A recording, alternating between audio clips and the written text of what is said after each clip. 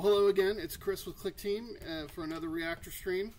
Today we're going to go over Neo Runout and take a look at Sinclair Strange's Alien Splatter Redux.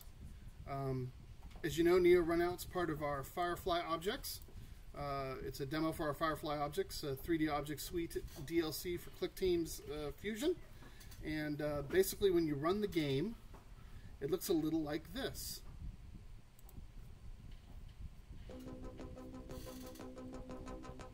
So, one of your endless runners that you find very commonly on mobile devices. Looks like I can't even play it that well. We'll play one more time.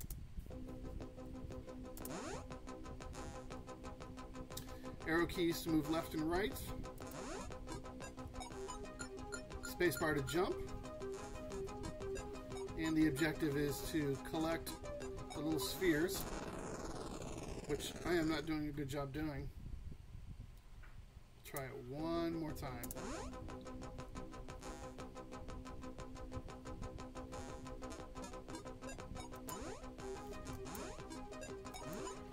There we go.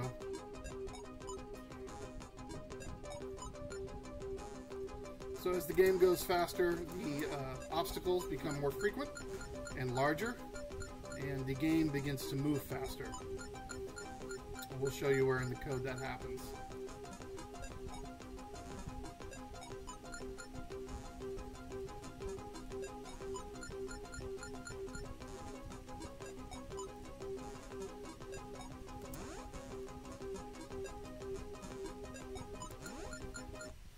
Alright, well, people say that the frame rate's pretty bad, so we'll just stop running it and get to looking at the code.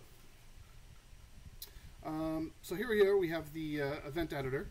We'll go back to the frame editor first. If you ever have used Firefly or considering using Firefly, one thing that we need everyone to understand is that the Properties tab is going to be your best friend. The Firefly objects have an incredible number of properties depending on the different objects. The Firefly objects can be found when you click Firefly in your side menu. And these are the base objects that come with Firefly. The Firefly engine being the base that you need to include in every project. You also will need at least one camera in your project and a light node to shine some light on the scene, so to speak. Then these other objects do different things, like the Firefly image projects a 2D image into your world. The Firefly static mesh allows you to load 3D models in that are not animated, which of course the animated mesh allows for animated models. And then, you know, different things like the terrain generator or the skybox, which is right here. So in this particular project, we used several of these objects. We've got some billboards here. Here's our material cache, and you can see that the materials I've stored. We'll take a look. Let me go ahead and expand my properties tab. As you can see, tons and tons of properties. So it's currently set to the title, and the title is right here. Ooh. Texture 1. You see it's just a 2D image. And that 2D image is being called, I believe, and we'll sort by the material object. And we'll open all the groups.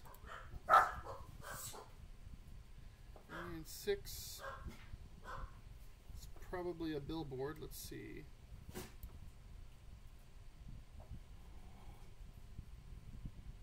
It's here somewhere.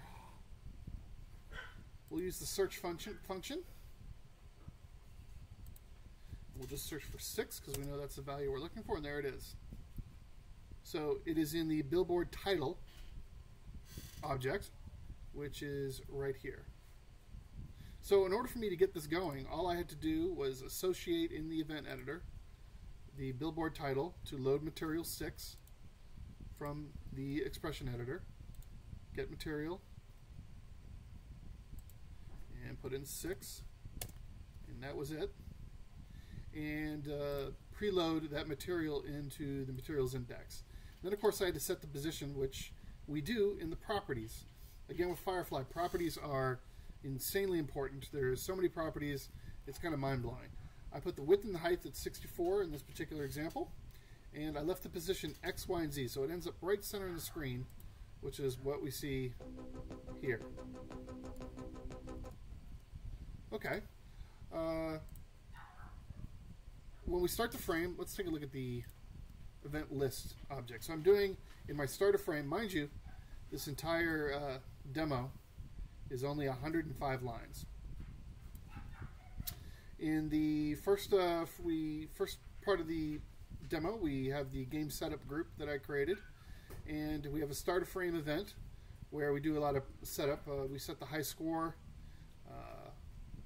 we hide the mouse pointer, and then we do a lot of setup with the different objects. So you can see here we're setting text of these various text objects. The reason I have two is because if you look closely when I run it, you see that there's a bit of shading at the bottom because it's two objects overlapping each other, two text objects overlapping each other. One set to the color white, one set to the color black, to give it kind of a little more pop out. And then we load into the big light, material 0. And if we want to see what material 0 is, we just go here to light and then see what we have. And that would be some lightning. Now, let's just make sure I didn't put any others in there. It's been a while since I looked at it. Yeah, it's just the one texture. And that probably creates a lightning effect, which I think you can see. Having a hard time seeing it. And then if we go back, see what else we do here. We're loading materials into several primitive objects. The entire game is made out of primitive objects. I do not have any static meshes or animated meshes in this game because we wanted to show a very simple example. So what are the materials? We've got 1, 1, 4, and 1. We've already gone over 6. We have 8 and 5. So let's see what those materials look like so you can get an idea of how they're mapping to the various objects. So we have a ground material, which is just this. It's a 32 by 32 pixel square where half of it is gray. And that's what gives us, when we run it, it gets mapped on the bottom here to create the blue lines. Then we have, then we have the box. Let's take a look at that. So the box is blue with black in the center. And if you look at the game, that would be the pillars that you see on both sides of the game. The pillars are there to give you a visual cue of how fast things are going, because those pillars are spaced apart equally. And then the next material, highlight, and as you can see, it's that blue color, and the blue color runs along the sides of the border of the map. Zcom says, for me, it's easier to use names instead of index numbers. That's true. I haven't tried it, but can you use, you have to use the index numbers for the materials, correct? Can we call by name? Oh, you can. I should try that sometime. I didn't know that. See, I'm learning stuff all the time.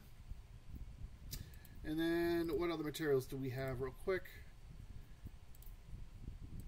We have the sphere, which of course is what the player plays.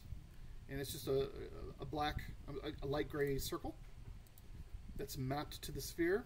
The collectible, which is set to white. And if I'm not mistaken, this is using an emissive color that's kind of green, and then the other four are white. And I don't believe it's using any form of shader to it. Let's see. It is using type transparent add, and that's what's giving it that kind of glow on the ring, on the ball, which is kind of cool. So even though they're flat colors and simple basic colors, you can see that there's a lot of shading going on, and that's done through all the different lighting options. Each object can have, each material can have its own lighting. And I do believe that when you carry those materials over to a primitive, it carries over the lighting as well, which is pretty cool.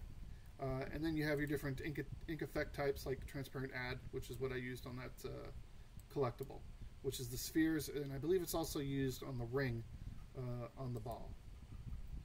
And then the red box, which looks just like the blue box, except it's got red highlights.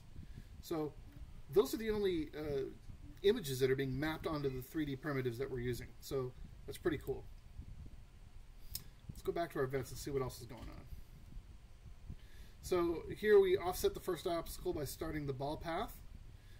We don't want an obstacle to be right in front of the ball in the title screen, because then the game over condition would trigger. So it's always going to be to the left or the right of the character as it generates. And then upon pressing any key, and I have a global value named game switch, if that's 0 and any key is pressed, we set the game switch to 1, and the global value game switch is used to let the rest of the engine know that we're in the play mode. Then we activate 2 groups, collectibles and obstacles, and we play a sample, which I believe is the music. We set the volume of the music rather a little higher, because I believe in the beginning the volume is set a little lower. That way you know the game is begun. So here we refill the list with positions for random placement of objects and collectibles. So I have a list object called available collision lanes, and I have another available collect lanes, collision lanes, and we write to those lists 9 times. And what exactly are we writing? Well, here are the 2 groups, and we're writing from position source. So position source, let's find that list object. So I believe it is at the top. Gives us offset values, -40, -30, -20, -10, and then 0, and then positive numbers. And that'll make sense in a little bit why we do that. So we build a list of 9 each. And then I believe after that, we have some fast loops here. On loop build lines. We create the track lines. I believe this happens at the very beginning, here and here. And we use those to build out the level. When the game starts, it's not like Fusion's event frame editor where you pre-position all your objects. The positioning of the objects either happens at creation time, or you have to, again, as I said earlier, those properties super important. You have to have objects that are already created at runtime. You have to preset them manually here. Now, one thing Tri said he would do in a future version of Firefly is add importing for popular different 3D world editors, and we're still trying to figure out how to build our own. We did pack one in, but the developer working on it had to move on to some other things, and it's not in the most finished state. So that's something we plan to still work on, and if Tri wants to, he can comment on that further in the chat. So let's go back to our events. So we build the world here by creating the lines, and the second gate, which would be the other blue pillar on the other side. We match the coordinates. And then here, this is where whenever we create a new object, whether it be a obstacle or a distance count, which is, again, the pillars, or movement lines, or any other material that is created at runtime, we have to reload that material in. The material is not automatically associated to the object. Now, what you can do, and I've done in other demos, is when I check for the material not loading, I can also include a comparison to a string or a global, rather an object value, this particular object's values, because they can carry their own values. And if I was to do that, at runtime I could identify which objects, materials I want to use. so that the same object can be repurposed for different models and different materials, which is kind of cool.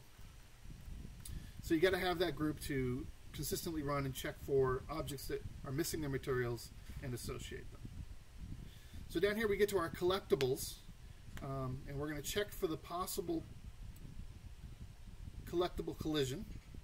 And I want to make sure that, I think there's more comments, there you go. And detect if the player is sharing a lane with the collectible. If so, run it on an each loop to run a comparison on each object sphere node. So what I've done here, as I said, is a collectible in the same lane as the player. And if so, turn the flag off for the player and start the each loop for every collectible. And then what we do is, if the collectible has the exact same X position and was within a range of 8 points of the Z position, then we destroy that collectible and add that collectible. Now, when I originally did it, the reason why I don't have the Z position, which is, in the case of this demonstration, the actual moving into the screen. So X is left to right, Y would be up and down, and Z, in this case, is moving into the screen. So the reason why I have that range is because I noticed that when I built this demo, Fusion always wasn't able to nail exactly the exact position. So that's why we have that range here and here. So a 10-point range here and a 16-point range here, up and down. But that's how we actually do the quote-unquote collision to check to see if I've collected a sphere. And then here we have a sound timeout. This resets the sound back to the initial state if the player has missed collecting in a certain time. So if you listen to the game as you collect, and we'll try to play it again without killing the frame rate, but you can hear the count increase, but then it resets. So how we did that is, if we look at our data elements, you can see that I have different sound samples with a low up to a high. And what we do is, when we collect, we add to the collect sound value. So the first time you collect, you play the lower sample. And as you keep collecting within the time frame, you add more and more until you get to a maximum of 7 or more. And if so, play the highest sample. But once the timer has run out, it then resets its value back to 1, and that's how we get the doot, doot, doot, doot, doot, and then at the highest rate collect. Now you could also use these events to add more points to the collection of points by storing the point value in a global, and here we would add, let's see, where we add 1 to total collected. So what we could do, and let's just do it real quick, we could say, declaring in my local storage, bonus. Actually, I don't even need to do that. I don't need to use the a new value, because if you think about it, I'm already got a bonus value here. So what I could say is, here, add 1 to total collected plus value, collect sound value, and because we don't want it to pop off at 1 immediately, we'll make it -1. Then we could run it and see what the effect is.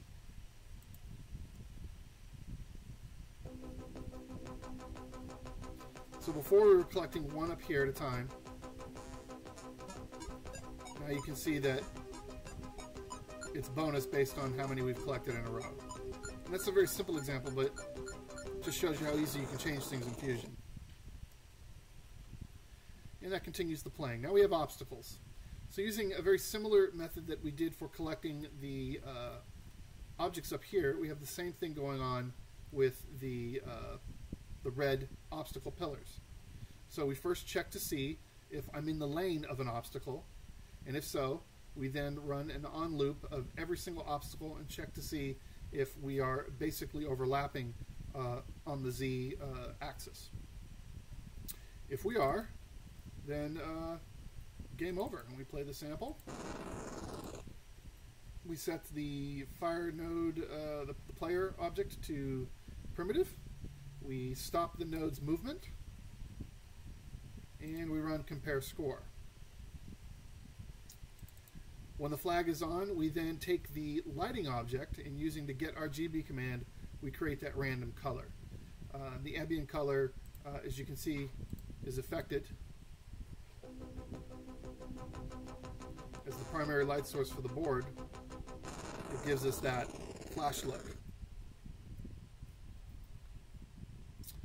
Okay, so when the Z position of one of the obstacles, or if the lighting of that obstacle, because I also have a red lighting bar.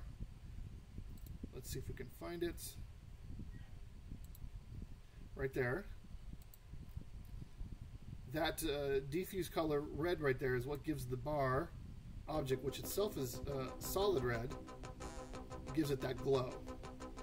Whenever those reach a certain distance past me, which I believe is greater than 50 or greater than 75, then we remove them from memory, and we create new ones as we go. So if I was to, I'm sure we'll show that in a second. In fact, there it is. So we create a primitive obstacle, and that pushes it deeper into the screen at the Z coordinate negative 280, and it increases the Y scale to a random value. And that's how that works.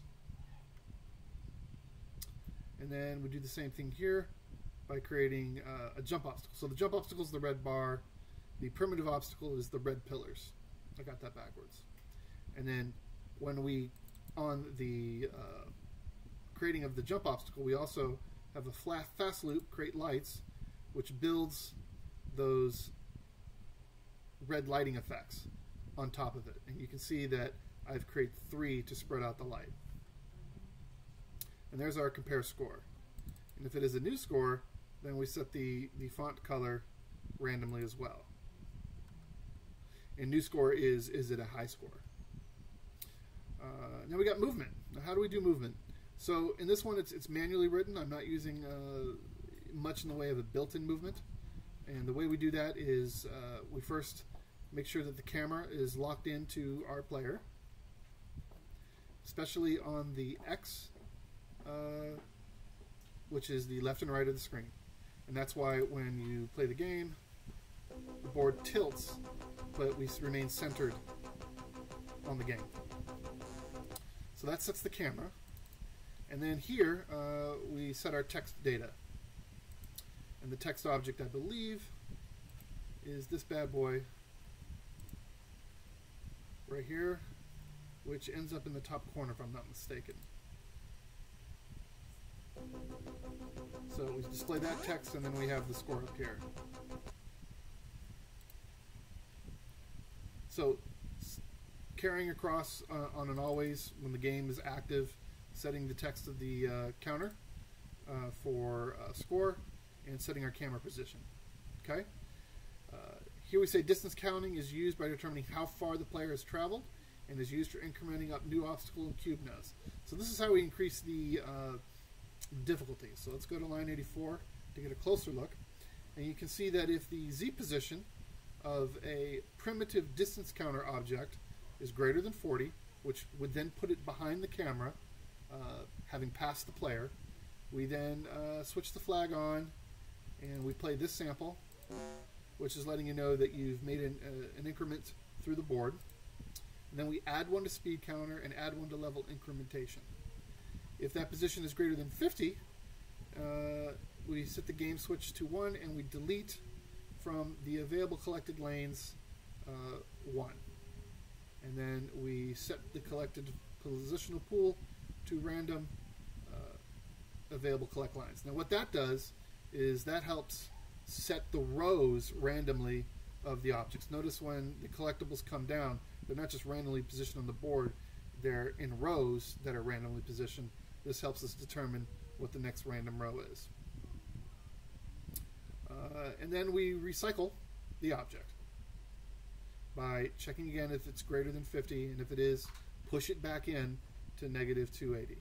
And we have a right and left object that both get pushed back. So here's where we do the movement. Movement is completely done left and right on the x-axis, and when basically the command is repeat while right arrow is pressed, and if the x position is greater than -40, meaning preventing it from pushing all the way off on one side, or as you see here, all the way off to the other side. So this condition is what prevents the ball from leaving the playboard. And then again, I've tested for the flag to be off. Now, I kind of am using the movement. As you can see here, I'm using the Firefly movement, and I'm saying move the node from its current. So we select the fixed object value, and then here you say X position that it's currently at -10. So it shifts it 10 to one direction, or +10 as you see down here, the other direction. So this gives us right and this gives us left. And you see that I leave Y and Z position alone, and it allows me to set the speed 10. Real easy to do. And then I set the ultimate value A to 1, which I believe was movement tracking, so that you can't, when you move left, you're going to finish the left movement until it's time to move right. And then here we have spacebar, but instead of the X position, we manipulate the Y position. Here you go. We compare to say, is it moving? And if A equals 1, which is right, or A equals 2, which is left, then we set Y angle of the player tube ring, that little ring around it. That's how we kind of move it along the Y rotation, which it isn't a perfect effect. I wasn't happy with it, if we look at it, but it kind of gives us a cool effect, but maybe not the most common sense effect. But you can see how the ring kind of turns depending on where we move. That happens there. And then Y position 0, here we move the node up. I believe that's what that does. Y position -12, +12. So it completes the jump up, and then this helps us complete the jump down. So this event is consistently moving the objects based on its Z position, which again is depth in this game, plus the speed of the board, and speed counter times 0.02. And these are constantly updating every single one of those objects in the game board that move towards us. I even have a group for them, which I don't know which objects are part of that group, but the group assignment is here. And then we have a wrapping event. So again, like we did wrap the left and right counters by checking if it's greater than 50, we do the same thing with those group objects. Obstacle pieces apparently get wrapped as well. As you see here, we have obstacle red being wrapped based on its Z position being greater than 50. All right, so that's pretty much all there is to this game code-wise. And you know, maybe I explained it a little too fast, but really, when it comes to Firefly being used to make a 3D game, or a 2D game projected in 3D in this case, not a whole lot of events, and they're not the most complex events either. So keep in mind, Firefly is pretty easy to use once you figure it out. The one thing I would say to folks is, again, properties are your friends. Firefly relies so heavily on these tons and tons of properties. I don't think we have an object in Fusion that has nearly as many properties as some of these Firefly objects do. So it's very important to master the art of properties, as well as expressions. Remember your ace. Let's take a look at some of these expressions real quick. So here you have just a plethora of different expressions for each type of primitive that you could have selected.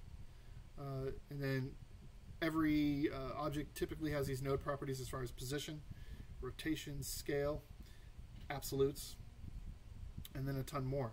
So that's an example of a primitive. The movements has a ton of different options too, just gobs and gobs of different options. Lighting. You can spend definitely a lot of time just learning all the different properties. Materials. But don't get afraid, you know, that's why we've created these smaller examples.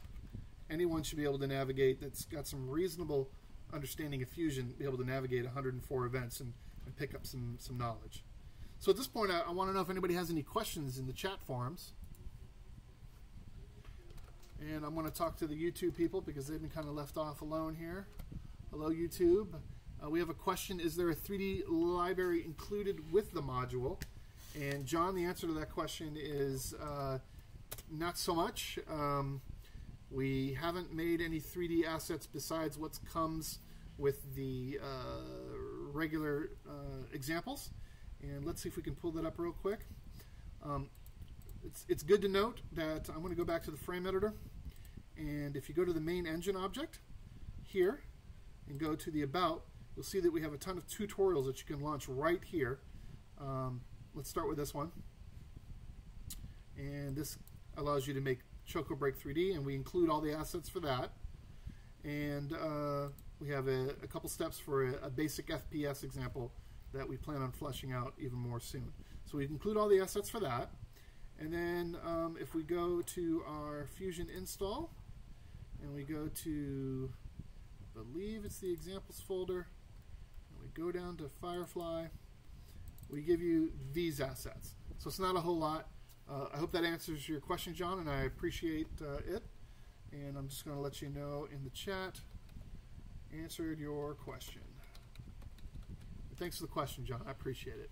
Let's see if our YouTube viewers have any more questions. And no, so we're good there. Let's check out Twitch. Okay, that's a great question from Known One Jeff.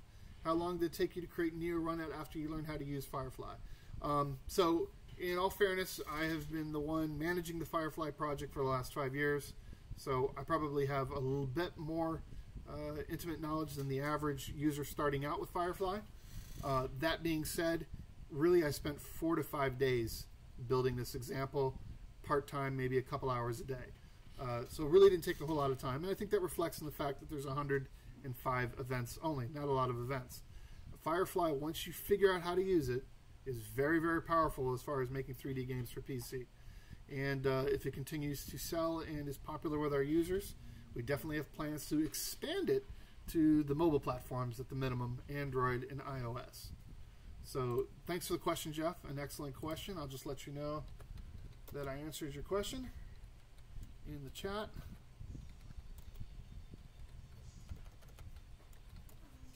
There you go, sir.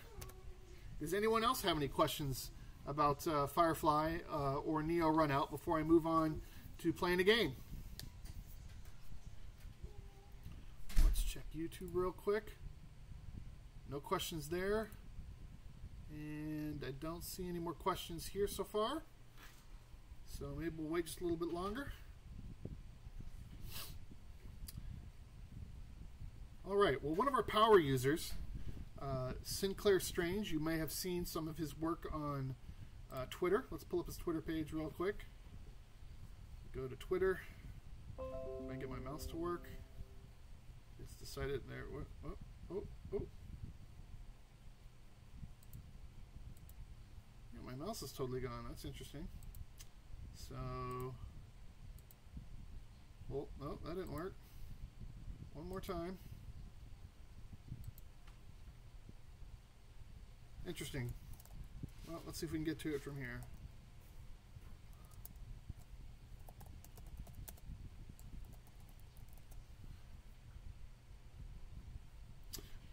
Ian just said in the Twitch chat that he's looking to add vertex manipulation and lighting in a soon-to-be future patch. So that's kind of cool. And that's in answering a question from Zetcom. So thanks, guys, for that question. And here is Sinclair Strange's Twitter, for those of you that want to follow him. He makes incredible games with Fusion. He's also done some pretty good work with the P3D plugin for Fusion. That's actually part of the Reactor today and tomorrow. In fact, there's some of the footage right there that you can see. Incredible user. He has several Steam games available. Today we're going to play one of them. The one we're playing is Alien Splatter Redux. I don't know. It's French. I work for a French company, and I probably should be able to pronounce that, but I can't. And it's definitely filled with a lot of 8-bit Nintendo yummy So we're going to go ahead and give it a playthrough. You can find it on Steam. Just search Alien Splatter. He has a wonderfully expensive asking price of 99 cents.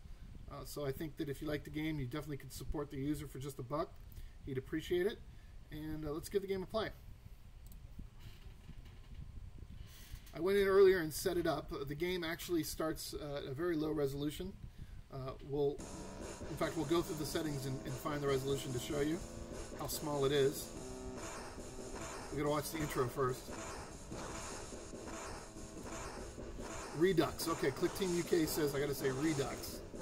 So thank you for helping an American with his French.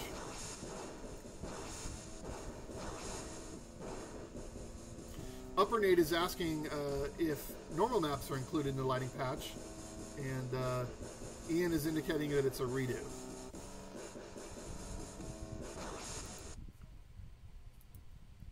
Alright, so we've made it to the menu after that really cool Nintendo quality intro.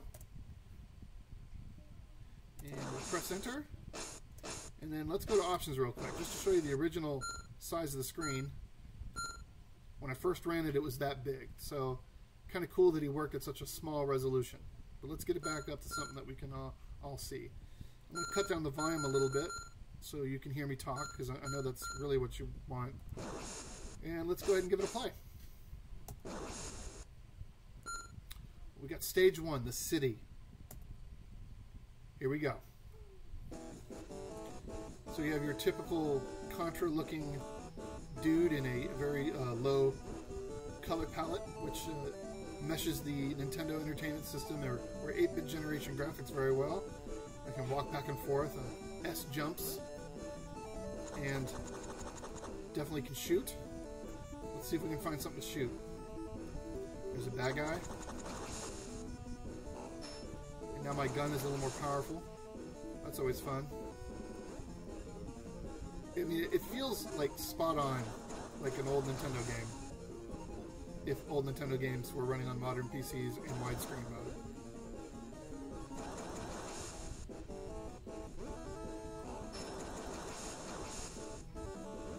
So this is really cool. So far I haven't... Oh, it took hit. Did it take off my life? I don't see any life damage, but...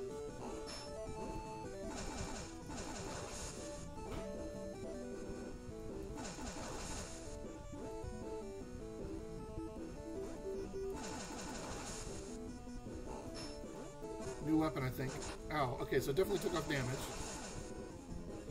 So when I'm in cover, when I'm ducked down, I can avoid the fire. So that's kind of cool. Health, got my health filled back up.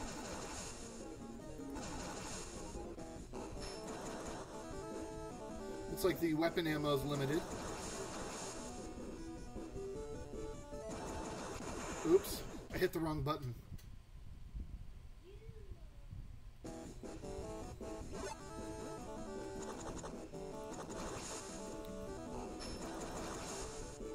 Try to remember which buttons jump.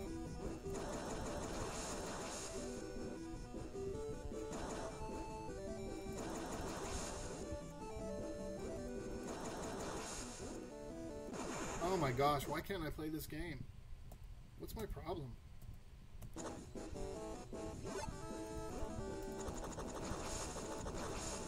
Now I'm mad. I'm just gonna shoot the heck out of it. Too bad I can't shoot the holes themselves and make them go away.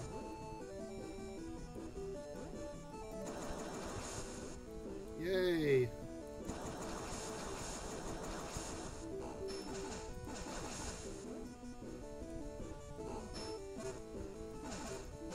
Ow. Ow. And so, because that turret was low to the ground, it hit me while I was in cover, so that's kind of cool. New weapon. The old boomerang effect. Let's see what happens when you shoot the boomerang and jump. Oh, it follows you. That's kind of cool. Uh-oh. This building's coming apart.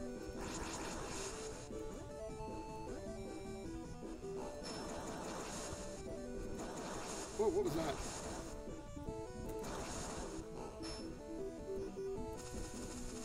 Oh, I don't this weapon at all.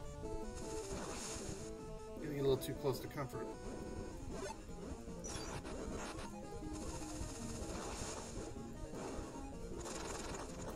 Notice the action starting to pick up a little bit.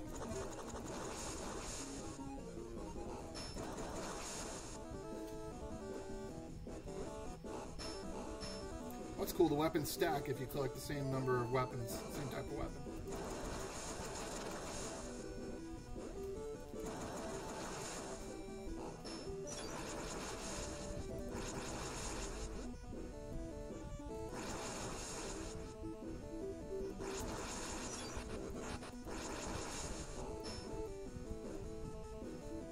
Boss yet? Did we get to the boss yet? Can I fight a boss? Oh, the old jump on a platform. Oh, looks like maybe a bug there. Or maybe it was intentional, because you'd have stuff like that happen in old Super Nintendo games all the time. Or regular Nintendo, rather.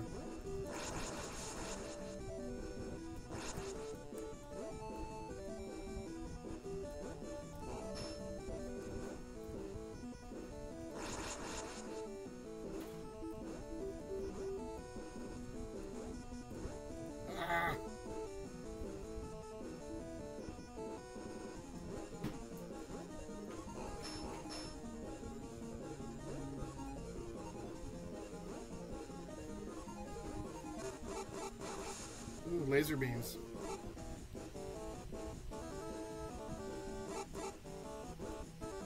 The only thing missing with this laser beam is it's not attached to a shark.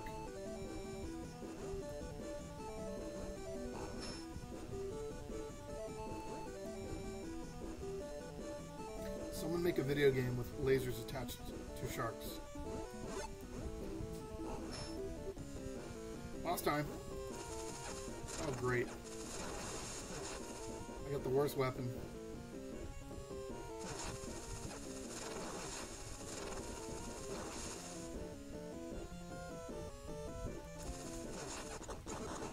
Well, at least I killed him.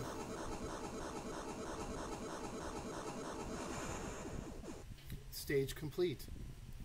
Wonderful. Well, typically, yes, after stage 1, stage 2, so I guess that all makes sense. Looks like I'm going down.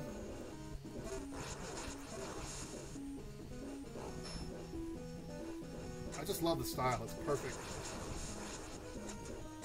It perfectly matches. I feel like I'm playing like Bionic Commando or Shatterhand or even Contra from back in the 8-bit days. Definitely could use that help. Thank you.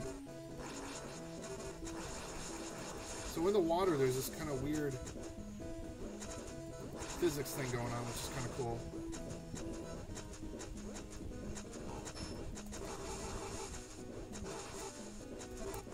Oh.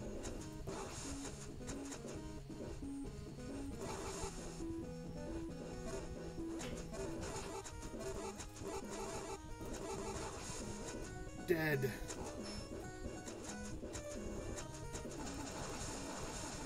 Oop, one up. Secrets. Gotta love a secret.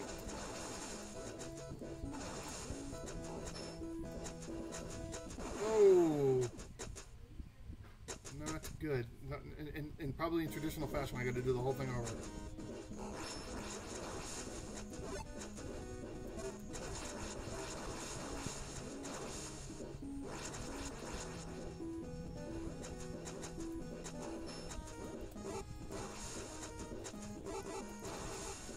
Bloop, bloop.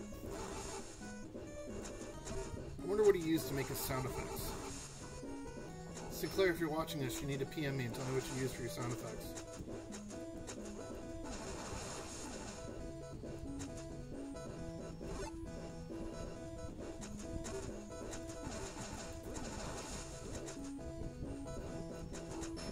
Alright, don't screw this up. There we go.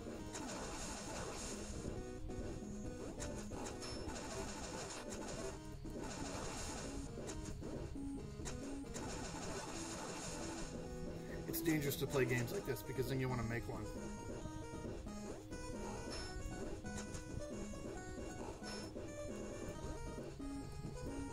Oh, the water flowed me out onto the...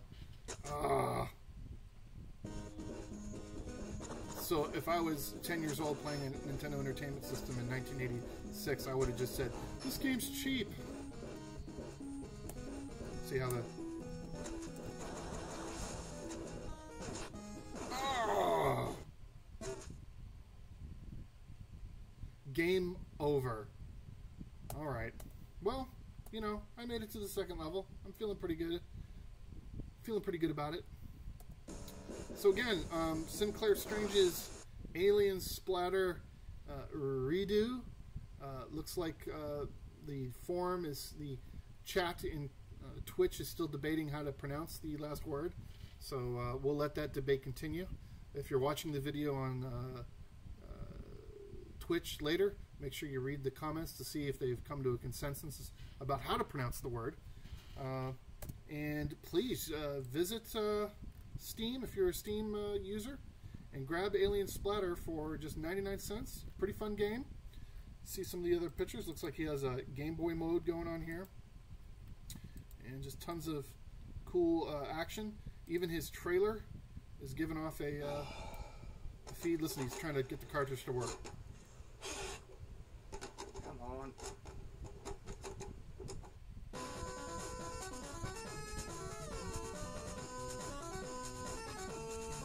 Excellent.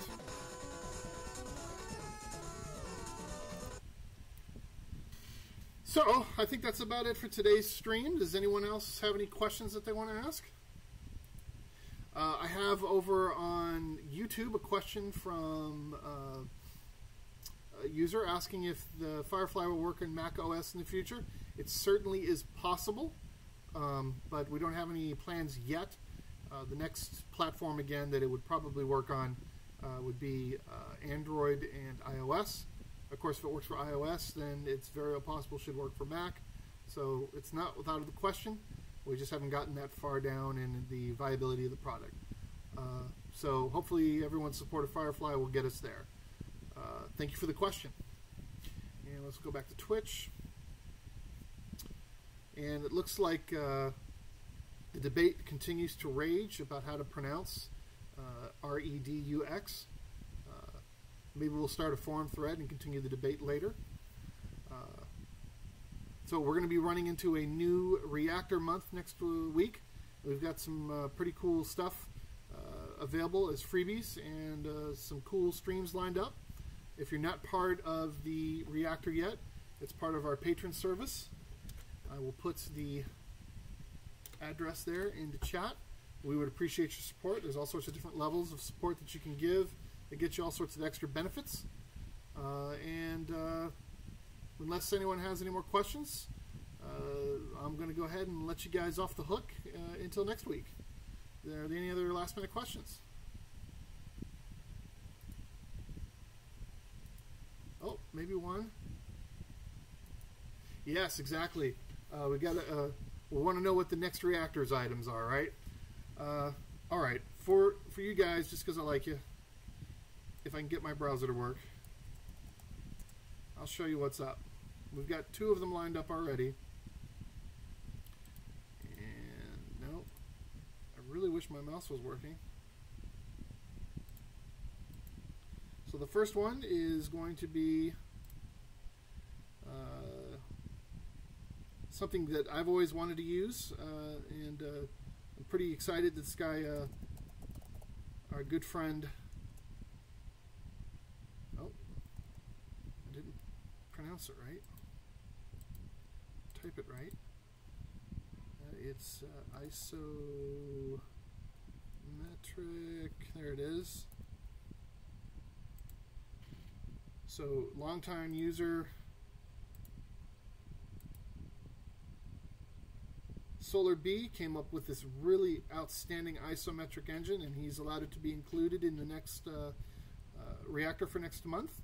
And pretty exciting. Final Fantasy Tactics, one of my favorite games, and this allows you to get kind of close to that, even though Final Fantasy Tactics is technically a 3D game.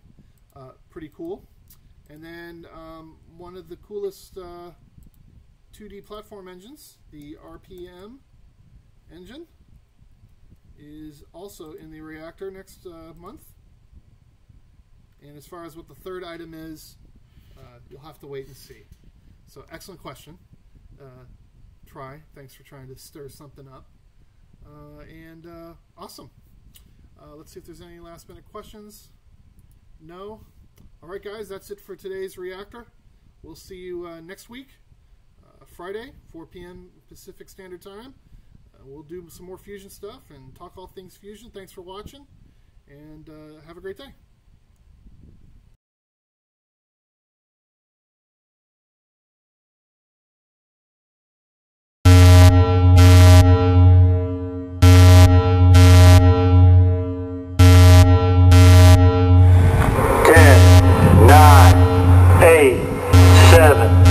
Six, 5, 4, 3, 2, 1.